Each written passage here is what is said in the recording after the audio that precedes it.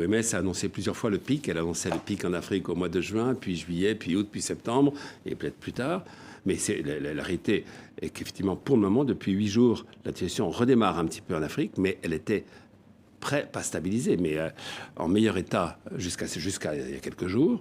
Et elle reste encore globalement mesurée. Je vous donne un peu les chiffres. Au total, aujourd'hui, les chiffres de l'OMS, c'est que sur l'ensemble du continent africain, il y a 39 000 morts. 39 000 morts. Je rappelle qu'en France, on est à 32 000 à peu près.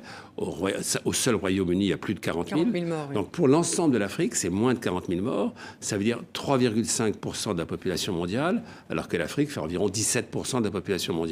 Donc c'est vraiment, par rapport à ce qu'on... Je vous rappelle qu'en mars-avril, on disait qu'il risque d'y avoir des millions de morts du Covid en Afrique. Il y a eu des messages très alarmistes. Mais là, aujourd'hui, par rapport à cette seconde vague Alors, cette seconde vague, est confrontée, moi, je regarde encore les chiffres jusqu'à aujourd'hui. Alors, c'est sûr que depuis 6 semaines, le nombre nouveau de cas diminuait. Et depuis 8 jours, ça n'est plus le cas. Donc, effectivement, on est, comme dit l'OMS, on remonte un petit peu. Néanmoins, globalement on reste, je veux dire, et au total, il y a 1 500 000 personnes infectées en Afrique, 1 500 000, bien.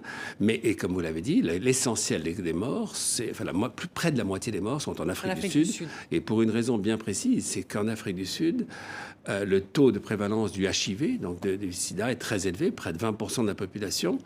Et tous les médecins nous ont bien dit que ce qu'on appelle la comorbidité, et quelqu'un qui est atteint du HIV a plus de 2,5 fois plus de chances de mourir du Covid s'il attrape le Covid.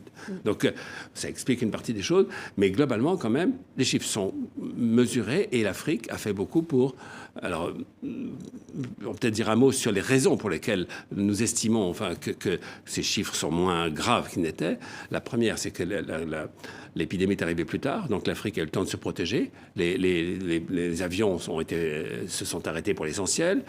Ensuite, la population, comme chacun sait, est plus jeune. Alors, donc, un taux de mortalité beaucoup plus faible en cas de Covid. Ensuite, des mesures. Tous les gouvernements ont pris des mesures, etc. Ensuite, on nous dit, par exemple, les personnes âgées vivent plutôt dans les campagnes et pas dans les centres-villes les plus denses.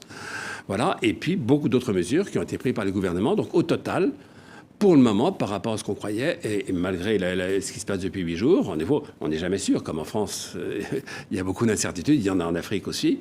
Pour le moment, quand même, sur l'aspect purement sanitaire, c'est beaucoup moins grave que ce qu'on croyait. En revanche, sur le plan économique, c'est très grave.